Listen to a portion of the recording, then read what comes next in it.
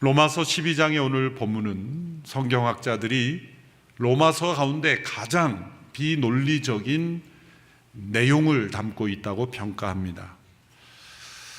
구절구절이 중요한 메시지를 담지만 전체가 하나의 논리적 체계를 가지고 있지는 않기 때문이죠. 그러나 이것은 그 어떤 말씀보다도 더 중요한 말씀을 담고 있습니다.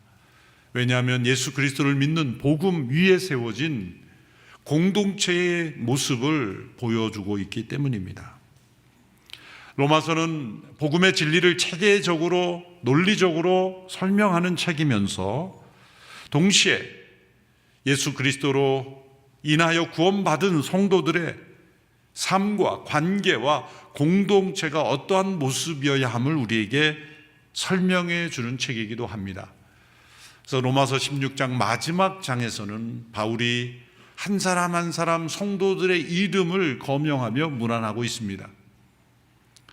로마서가 사람들의 이름을 부르며 문안하고 있다는 것은 매우 관계적이고 공동체적인 책임을 알려주고 있습니다. 우리 자신의 이름이 아니기에 때로 감동이 없을 수 있지만 나 자신의 이름을 대입해 보라라고 하나님께서 말씀하시기 때문에 영원한 생명책에 우리의 이름을 기록하시며 우리의 이름을 부르시며 우리를 위하여 중보하시는 예수 그리스도의 마음을 우리가 느낄 때 로마서는 매우 논리적이며 또한 매우 따뜻한 책이라는 것을 우리가 알 수가 있습니다. 오늘 본문을 전체를 포괄하는 한 가지 주제를 선정하기는 어렵습니다만 그래도 대표적인 한 구절을 선택하라고 한다면 저는 15절의 말씀이 될 수 있다고 생각합니다. 15절의 말씀을 우리 함께 한 목소리를 읽겠습니다. 시작. 기뻐하는 사람들과 함께 기뻐하고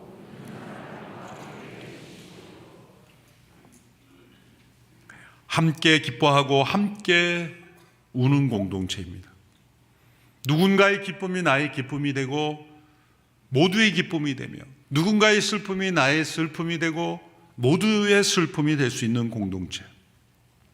이것은 단순한 한 멤버가 되는 한 팀이 되는 것 이상입니다. 서로 사랑하는 공동체입니다. 이러한 공동체는 세상에 영향력을 미칠 수 있습니다. 사회를 변화시킬 수 있습니다. 그런 공동체가 과연 가능할까?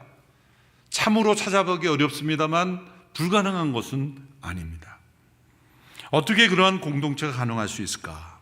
오늘 말씀을 네 가지로 정리해보고 싶습니다. 첫째로 거짓 없는 사랑이 이러한 공동체를 가능하게 합니다. 9절의 말씀을 우리 같이 읽습니다. 시작. 사랑에는 거짓이 없어야 합니다. 악한 것을 미워하고 선한 것을 붙드십시오. 진정한 공동체를 만드는 사랑을 세 가지로 설명했습니다. 이 말씀을 직역하여 그 단어 순서대로 배열하면 이렇게 됩니다. 그 사랑, 이렇게 제일 앞서 나오고, 그 사랑은 위선적이지 않고 악한 것을 혐오하고 좋은 것에 꼭 달라붙어 있는 사랑이라고 설명합니다. 거짓이 없다는 것은 위선적이지 않다는 겁니다. 위선이란 실제보다 자신을 더 좋게, 낫게 보이려는 욕심에서 비롯되는 것입니다. 그것이 위선이요, 가식입니다. 공동체 안에서도 서로 사랑하면서 자신을 포장하며 가식과 위선의 가면을 쓰고 만날 수 있다는 겁니다. 초대교회 역사 속에 가장 충격적인 첫 번째 사건은 아나니와 삽비라의 사건입니다.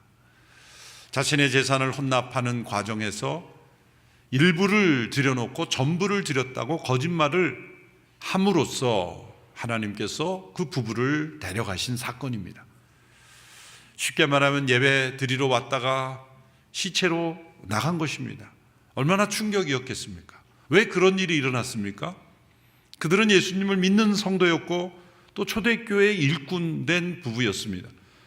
어느 날 다른 성도가 모든 것을 다 바쳤다는 소문이 돌고 성도들에게 큰 도전을 주었습니다.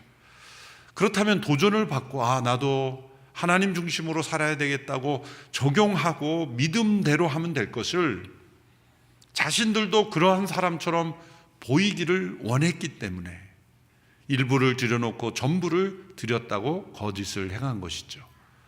가식과 위선으로 하나님께 대한 사랑, 성도에 대한 사랑을 포장하려고 했기 때문에 이러한 문제가 생긴 것입니다. 초대교회는 공산사회가 아니었습니다. 자신의 소유를 부정하고 모든 사람들이 공유하는 그런 사회가 아니라 각자의 사유재산이 분명히 있고, 그러나 때로 그 가운데 자신의 재산을 자기의 것으로 여기지 않는 그런 성도들이 있었다는 것입니다. 아나니아 삽비라는 그저 자신의 믿음대로 항해했으면 될 걸, 자신을 모든 것을 바친 사람처럼 그렇게 포장하려고 한 그 거짓이 문제인 겁니다. 바치지 않았다고 데려가신 것이 아니라 안 바쳐도 될 것을 바친 사람처럼 거짓으로 행했기 때문에 그렇게 데려가신 거죠. 그렇다고 아나니아 삽비라가 지옥에 갔다고 단정할 필요는 없습니다. 하나님께서 초기 사도행전의 역사 속에 거룩한 교회로 만들어 가시려고 엄격하게 다루신 거죠. 하나님께서 오늘날 이 시대 전 세계에 동일한 기준으로 적용하신다면 아마 많은 사람들이 실려 나갈 수도 있습니다. 그래서 하나님께서 이 시대에 동일한 기준으로 다루시지 않는, 이 시대에 그렇게 엄격한 기준으로 다루셨다는 것을 우리는 감안해야 합니다. 때로 우리의 공동체 가운데 하나님을 사랑하고 서로 사랑하는 그 공동체 가운데 위선과 거짓이 들어올 때 결국 악이 들어오게 되고 그 공동체가 무너집니다. 에베소 4장 15절의 말씀에서는 그리스도를 닮아가는, 그리스도에게까지 나가는 공동체의 모습을 이렇게 설명합니다. 사랑 가운데 진리를 말하며 범사의 머리 되시는 그리스도에게까지 자라나야 합니다. 그리스도에게까지 성장하는 그 공동체의 모습을 사랑 가운데 진리를 말한다. 때로는 공동체는 서로 사랑한다고 하지만 진리, 옳음을, 옳고 그름을 따지지 않는 것, 또 어떤 공동체는 옳고 그름은 잘 따지지만 용납과 용서와 화해가 없는 그런 관계, 어느 쪽도 다 잘못된 것이죠. 사랑 가운데 진리를 말함으로 우리는 그리스도에게까지 자라날 수 있습니다. 그 사랑은 위선적이지 않으며 악한 것을 미워하며 선한 것을 붙드는 사랑이어야 합니다. 그 사랑은 점점점 수평적으로도 더 풍성하게 확장됩니다. 오늘 본문 10절에 14절의 말씀을 보면 제가 말씀을 읽어나갈 때 하이라이트한 대상을 유념해 보십시오. 형제의 사랑으로 서로 사랑하고 서로 먼저 존경하며 그랬습니다. 그 다음에 13절에 보면 성도들의 쓸 것을 공급하며, 성도들의 쓸 것을 공급하며, 그 다음에 나그네가 나옵니다. 나그네를 대접하는 일을 힘쓰십시오. 14절, 여러분을 핍박하는 사람들을 축복하십시오. 보시면 형제에서 성도, 성도에서 나그네, 나그네에서 핍박하는 자로 점점 확대되어 나가죠. 자신에서 형제로, 형제에서 성도에 쓸 것으로, 성도에서 나그네로, 나그네에서 핍박하는 자로, 이 대상이 점점점 확대되어 나아가고 있습니다. 거짓 없는 사랑은, 선한 것을 붙드는 사랑은, 이렇게 그 대상이 점점점 확대되어 성장하는 겁니다. 위로는 그리스도에게까지 성숙하며, 또 수평적으로는 그 대상이 점점점 확대되는 사랑, 이것이 거짓 없는 사랑이 만들어내는 모습입니다. 둘째로, 이러한 공동체가 어떻게 가능할 것인가? 성령으로 뜨거워진 열심이 가능하게 합니다. 11절 12절의 말씀을 우리 함께 읽겠습니다. 시작. 열심을 내 일하고 성령으로 뜨거워진 마음으로 주를 섬기십시오. 소망 가운데 기뻐하고 환난 가운데 참으며 기도를 항상 힘쓰십시오. 성령으로 뜨거워진 열심으로 섬기는 공동체. 열심 그 자체는 선한 것입니다. 그러나 그 열심의 근원과 목적과 결과가 더 중요한 것입니다. 나로부터 빚어지는 열심도 있기 때문이죠. 나 자신의 열심은 무엇인가를 이루었다는 공로의식, 보상의식에 빠집니다. 무엇이든 내가 해야 된다고 생각합니다. 그래서 쉽게 지치고 쉽게 상처받습니다. 상대방이 느끼는 감정, 그리고 주님이 어떻게 생각하실지를 생각하지 않습니다. 그러나 성령으로 뜨거워진 열심은 주님의 영광만을 구하기에 아무리 어려운 일에도 상처받지 않습니다. 꼭 내가 해야 된다고 생각하지 않습니다. 그 일을 잘 할 수 있는 사람이 하도록 하는 것입니다. 그러므로 상대방을, 다른 이들을 배려하며 궁극적으로는 주님의 마음을 늘 헤아립니다. 안디옥 교회를 사역했던 바나바가 그러한 사람이었죠. 바나바는 예루살렘 교회가 안디옥 교회로 파송한 지도자였습니다. 근데 그는 자신이 다 해야 한다고 생각하지 않았습니다. 더 많은 일을, 더 많은 고난을 바울에게 맡겼습니다. 다소에 가서 바울을 데려다가 그가 이방인의 사도로 사역하게 함으로써 안디옥 교회도 이방 선교의 중심지가 되었고, 그리고 바울이 오늘 이 시대의 바울이 될 수 있었던 거죠. 그러니 이 바나바가 자신이 다 해야 된다고 생각하지 않는 그러한 성숙한 태도, 이 바나바의 열심은 성령으로 뜨거워진 열심이었기 때문입니다. 그러므로 우리가 함께 나의 열심에 머무르지 않고 성령 안에서 뜨거워진 열심으로 섬길 수 있기를 바랍니다. 셋째로, 그러한 공동체가 어떻게 가능한가? 마음을 같이 하는 겸손한 마음이 가능하게 합니다. 오늘 보면 16절의 말씀을 한 목소리로 읽겠습니다. 시작.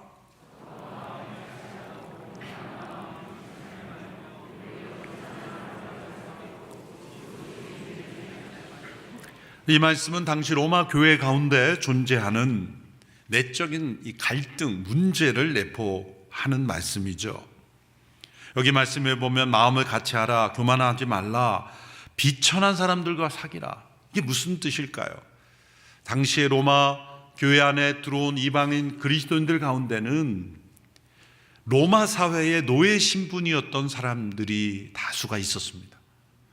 그러므로 당시 사회가 볼 땐 비천한 사람으로 여겼던 그런 신분의 사람들이 교회 안에 들어왔을 때 소위 귀족이라고 여겼던 사람들과 함께 동화되기가 어려웠고, 그리고 비천한 사람들이라고 했던 노예의 주인들이 그리스도인이 될 경우에는 더더군다나 이 교회 공동체 안에 보이지 않는 그런 긴장과 갈등이 존재하였던 거죠. 복음이 말씀하시는 하나님의 말씀과 그 성령 안에서의 질서는 사회에서의 신분 제도를 용납할 수 없었고 그것을 뒤집는 것이었기 때문이죠. 복음이 들어가는 곳마다 사회가 변화될 때, 그 복음이 들어갈 때 가장 장애물이 되고 무너져야 하는 것은 바로 이 신분 제도였죠. 사람을 태어나면서부터 정해진 신분을 따라 평가하는 그 신분제. 로마 사회도 그런 사회였기에 로마 교회 안에도 그런 문제가 있었던 것을 염두에 두는 겁니다. 인도의 복음이 전해진 지 오래되었지만 여전히 교회가 우리 한국처럼 많이 세워지지 않는 이유는 이 카스트라는 신분 제도가 교회의 본질을 가로막고 있는 겁니다. 인도에서 오랫동안 선교하셨던 폴 히버트 교수님, 제가 트리니티에서 공부할 때 은사 되셨죠. 수십 년간 인도에서 사역하고 돌아오셨지만 수업 시간에 여러 번 이 카스트 제도 때문에 다른 계급층에 있는 사람들이 교회로 오면 교회를 안 나온다는 거예요. 왜 안 나오냐 그러면 저 사람이랑 내가 어떻게 같이 예배 드리냐, 교회를 따로 만들어주면 나가겠다. 그러한 그 신분제와 싸우는 선교사님들의 그 소모적인, 아무리 복음은 그렇지 않다고 말해도 그 신분제를 철폐하기가 그처럼 힘들었던 거예요. 그래서 인도가 엄청난 가능성, 자원이 있지만 아직도 이 가난을 넘어서지 못하는 이유가 바로 그러한 사회개혁이 이루어지지 않기 때문이죠. 그런데 우리나라를 보십시오. 우리나라에도 복음이 들어왔을 때 조선시대 19세기 말 20세기 초에 교회가 세워지기 시작했을 때 교회 공동체의 가장 큰 문제는 여러 가지가 있었지만 이 신분제도였습니다. 그 당시만 해도 소위 양반, 천민, 이러한 노비제도, 이런 것이 그 당시에도 존재했기 때문에 교회가 세워질 때마다 갈등의 요인이 되었어요. 그런데 한국교회 초기교회에 그런 갈등을 겪으면서 다른 어떤 나라보다도 빨리 그러한 것들을 복음으로 극복하고 교회가 앞장서서 그런 신분제가 철폐되는 데 기여했던 겁니다. 서울에 그 당시에 19세기 말 또 20세기 초에 세워진 그런 서울에 알려진 교회들에는 이런 갈등이 끊이지 않았어요. 그 원인은 무엇입니까? 양반들이라고 생각하는, 양반들이라고 한 사람들의 교만이었죠. 그 서울의 여러 교회에서는 이 양반들이 막 항의를, 어떻게 우리가 천민들과 예배드리냐. 그래서 심지어는 강대상에 올라와서 예배드리던, 여기 계신 분들은 양반들이, 당시로 말하자면 양반들은 강대상에서 예배드리고 그 앞에는 그 다음 계층, 저 끝은 천민들이 예배드리는 거죠. 그렇게 구역을 나눠가지고 예배드리던 교회도 있었고, 그것도 나는 못 참겠다 그런 사람이 교회를 따로 개척해서 양반들만의 교회를 개척하고 예배드렸다는 거예요. 그런 교회들이 지금도 있어요. 제가 말할 수는 없지만, 근데 그런 교회 보면 아직도 싸우고 있어요. 아직도 싸우고 있어요. 그런 분위기가 서울 장안에는 있었던 때 충격적이고 아름다운 그런 이야기가 전해졌습니다. 그것은 금산교회라는 교회인데요, 사진에 보시면 기역자로 된 예배당 형태의 교회죠. 지금도 있습니다. 기독교 유적지죠. 오른쪽, 여러분들 보시기에 좌측에 보시면 예배당 앞면 이렇게 있는데, 남자는 왼쪽, 여자는 오른쪽, 이렇게 남자는 왼쪽으로 들어와서 왼쪽으로 나가고 여자는 오른쪽에 들어와서 오른쪽에 나가고 예배를 이렇게 따로 드리는 삼강오륜 때문에, 남녀 유별이라는 그러한 유교 사상 때문에 이렇게 만든 거예요. 그 당시의 분위기를 잘 알려주는 거죠. 그런데 이 교회를 설립하는데 모든 재산을 기부한 조덕삼이라는 분이 있었습니다. 그 금산 지역의 거부였습니다. 이 조덕삼 씨의 집에는 남해에서 태어난 고아 출신 이자익이라는 사람이 있었습니다. 부모를 다 잃고 어린 시절 방황하다가 금산사에 들어와서 17세의 이 조덕삼 씨의 눈에 띄어서 집에 종으로 와서 마부, 그러니까 조덕삼 씨의 말을 끄는, 관리하는 마부의 역할을 하게 되었습니다. 그런데 이 조덕삼 씨는 이 이자익이라는 사람이 어려서 총명하고 아주 성실한 걸 발견하고 아들과 함께 공부할 수 있도록 배려했다는 거예요. 그래서 이 이자익, 나중에 이제 그 그려진 이자익 목사님의 사진이지만, 그런데 그 금산 지역에 복음을 전했던 선교사가 테이트라는 선교사님인데 한국말로 최의덕 선교사님이십니다. 근데 그분이 금산 지역에 복음을 전하러 다녔지만 누구도 예수님을 영접하지 않았어요. 그래서 지친 상태에서 이 조덕삼 씨의 마방, 그러니까 말들이 있는 마구간 같은 거죠, 말들을 관리하는 그 방에서 쉬었던 그때에 이자익에게 복음을 전했고, 그 이자익 씨가 복음을 받아들이고 변화된 겁니다. 금산 지역에 처음으로 예수님을 믿는 사람이 되었죠. 그리고 이자익 씨가 주인 조덕삼 씨를 전도한 거예요. 그래서 이 조덕삼 씨가 예수 믿고 예배당을 세운 것이 금산 교회가 되는 겁니다. 그래서 세워진 이 교회에 이 조덕삼 씨 주인과 종 두 사람이 함께 예수 믿고 학습 세례 받고 함께 2년 후에 집사 임직을 둘이 같이 받습니다. 점점점 교인이 늘어나자 최의덕 선교사님은 1908년 전북노회에 2명의 장로를 청원합니다. 그래서 장로 선출을 했는데 한 명만 선출되었는데 이자익 씨가 선출이 된 거예요. 모두가 놀랐습니다. 왜냐하면 예배당을 짓는데 기여한 분이고, 또 누가 봐도 그 지역의 유지이고, 또 성품도 좋으시고 훌륭한 분이기 때문에 당연히 한 분이 된다면 조덕삼 씨가 될 거라고 생각했는데, 이자익 씨라는 마부가 된 거예요. 마부 출신에서 집사가 된 거예요. 그때 잠시 침묵이 흘렀습니다. 조덕삼 씨가 일어나서 이렇게 말했다고 합니다. 이 결정은 하나님께서 내리신 결정입니다. 저는 교회의 결정에 순종하고 이자익 장로님을 잘 받들어 교회를 섬기도록 하겠습니다. 그렇게 자신의 마부 출신인 집사님을 장로로 모시고 신앙생활을 열심히 하고, 그 다음번 장로 선거에 이 조덕삼 씨가 장로가 됐어요. 그런데 이자익 장로님이 말씀을 잘 가르치고 영적 리더십 있는 걸 발견하고 평양신학교로 모든 비용을 대서 유학을 보냅니다. 그래서 이자익 장로님이 신학을 공부하고 목사가 되어서 이분을 금산교회 담임 목사로 다시 초청을 합니다. 그러니까 이제는 당신의 섬기는 교회 담임 목사로 초청을 한 거죠. 그러고 나서 이 금산교회가 알려져서 이 이자익 목사님의 리더십과 영향력이 확대되면서 우리 교단의 뿌리죠. 우리 교단의 대한예수교 장로의 총회장을 3번씩이나 역임한 분이 되었어요. 이분은 신사참배를 반대했고 또 일제로부터 독립을 청원하는 일에 서명하며 참여하다가 옥고를 치르기도 하였습니다. 후에 이승만 대통령 때에 함태영 부통령이 찾아와서 장관으로 입각해달라고 요청까지 했지만 거절했다는 이야기도 전해지고 있습니다.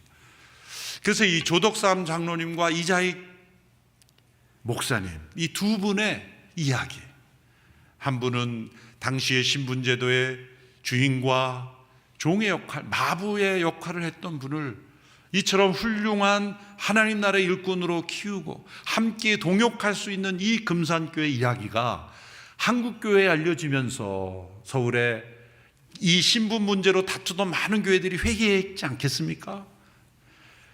그런 이야기가 들려졌는데 회개하지 않은 교회는 다 사라졌겠죠. 아, 우리가 잘못 생각하고 있구나. 그래서 꼭 내가 위에 앉아야 되고 따로 자리에 앉아야 된다 생각하는 사람들이 다 이제는 힘을 잃어버리고 한국 사회에 많은 이 신분제도가 사라져가는 일에 교회가 앞장서게 되었다.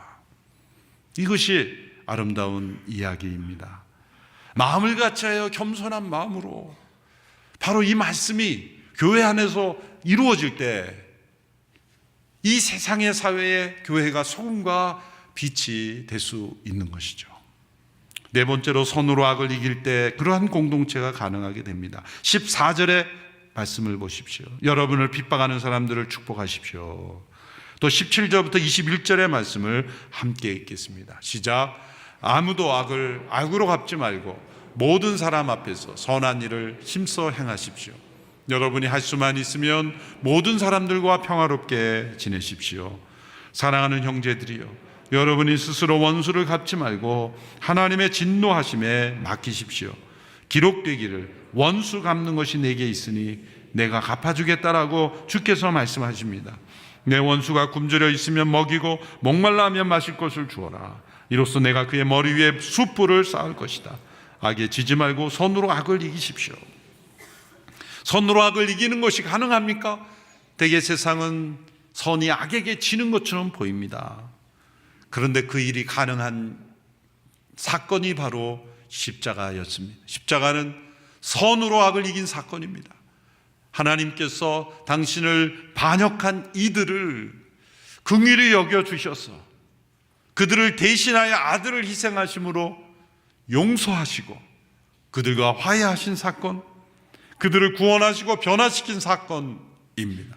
선으로 악을 이긴 사건입니다.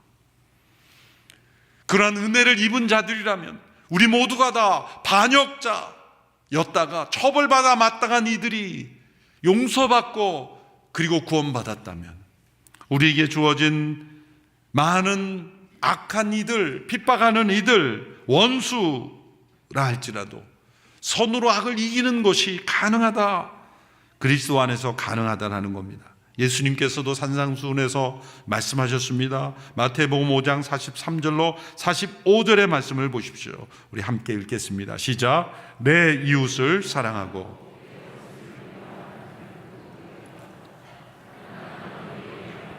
너희 원수를 사랑하고 너희를 핍박하는 사람을 위해 기도하라. 그리하면 너희가 하늘에 계신 너희 아버지의 아들들이 될 것이다. 원수를 사랑하라, 핍박하는 자를 위해 기도하라. 가능한 일입니까? 원수를 사랑하는 말씀이 불가능한 것처럼 보이는 이유는 사랑을 감정으로만 생각하기 때문입니다. 감정을 포함하지만 감정이 아닐 수도 있습니다. 원수를 좋아하라 라고 말씀하지 않으셨습니다. 원수를 사랑하라 말씀하셨어요. 좋아하지 않으면서 사랑할 수 있습니까? 있습니다. 선한 사마리아인에 비유해서 강도 만난 유대인을 사마리아인이 도와줬어요. 사마리아인이 왜 도와줬습니까? 유대인을 좋아해서가 아닙니다. 유대인을 싫어했습니까? 당시의 사람들은 싫어했습니다. 서로 싫어했습니다. 그런데 왜 도와줬습니까? 좋아해서가 아니라 강도 만난 사람이기 때문에 도와준 것이죠. 우리가 어떻게 좋아하지 않으면서 사랑할 수 있습니까? 자기 자신을 사랑하는 것을 잘 관찰해 보십시오. 되게 많은 사람들은 자기의 연약함, 부족함, 문제점, 단점을 자기가 알죠. 그렇기 때문에 자기 자신을 그렇게 좋아하지 않습니다. 자기 자신을 바라보며 나는 조금 더 이렇게 잘할 수 없을까? 자기에게 늘 분만족스럽고 때로 자신의 문제와 잘못에 대해서도 못마땅하죠. 자기가 해놓고도 자기가 못마땅해요. 그런데도 자기를 사랑해요. 얼마나 쉽게 용납하고 용서합니까? 좋아하지 않으면서도 사랑할 수 있어요. 자기 자신을 보고 지나치게 자기를 좋아하는 사람은 조금 치료가 필요합니다. 자기를 사랑하라 그랬지 자기에게 빠지라 그러지 않았어요. 조금 잘한 일 해놓고 내가 자기가 엄청나게 선한 것처럼 나 좀 봐, 이렇게 선할 수 있을까? 자기에게 도취되어 자기가 하는 일은 뭐든지 다 잘한 거고 자기가 하는 일이 최고고 그렇게 자기에 도취돼, 심지어는 배우자가 그렇게 또 오염되는 사람도 있더라고요. 그렇게 나르시시즘에 빠진 사람의 배우자도 함께 도취돼서 배우자를 보면서, 예전에 어느 그 목회자 사모들 모임에서 어느 사모가 그랬다는 거예요. 우리 남편은 단점이 없어요. 심각한 거예요. 가장 단점을 알아야 될 배우자가 단점이 안 보이니 서로 당신 어떻게 이렇게 완벽할 수 있어? 치료가 필요한 사람들이에요. 좋아하지는 않지만 사랑할 수는 있어요. 그렇죠. 그런데 자기를 잘못 사랑하는 거죠. 자기의 연약함과 허물을 보지 못하고 맹목적으로 사랑한다는 게 사랑이 아니에요. 자신의 허물과 연약함, 단점이 있지만 그리스도 안에서 용서하신 하나님의 사랑을 힘입어 자신을 용서하는 거고, 그 사랑에 근거하여 자신을 용납하는 것이기에 그것이 진짜 사랑이죠. 원수를 좋아하지 않으면서 사랑할 수 있다. 그 길이 기도하는 것이다, 이렇게 말했어요. 너희를 핍박하는 자들을 위하여 기도하라. 사랑해야 기도할 수 있죠. 맞습니다. 그러나 사랑하지 않아도 기도할 수 있어요. 그럴 때 우리는 점점 원수까지 사랑하는 데까지 나아가는 겁니다. 교회 나가기를 지독하게 싫어하는 남편을 억지로 끌고 다닌 여자 성도님이 계셨어요. 여자 집사님이 어느 날 감기 몸살이 심하게 걸려서 남편을 끌고 나올 수 없게 되었어요. 기특하게도 그날은 혼자 가겠다고 그래서 예배에 갔어요. 그런데 예배에 참여하고 나온 남편이 변화됐어요. 그처럼 냉정하고 아내를 잘 도와주지 않던 남편이 그렇게 아내를 잘 섬기게 되었어요. 아내가 깜짝 놀랐어요. 예배에 은혜가 많았구나. 도대체 어떤 말씀을 들었길래 이렇게 남편이 변했네. 궁금해서 그 다음날 월요일 아침에 목사님께 전화를 했어요. 목사님, 도대체 어떤 말씀 은혜롭게 하셨길래 남편이 이렇게 변화됐습니까? 설교 제목이 뭡니까? 설교 제목은 원수를 사랑하라.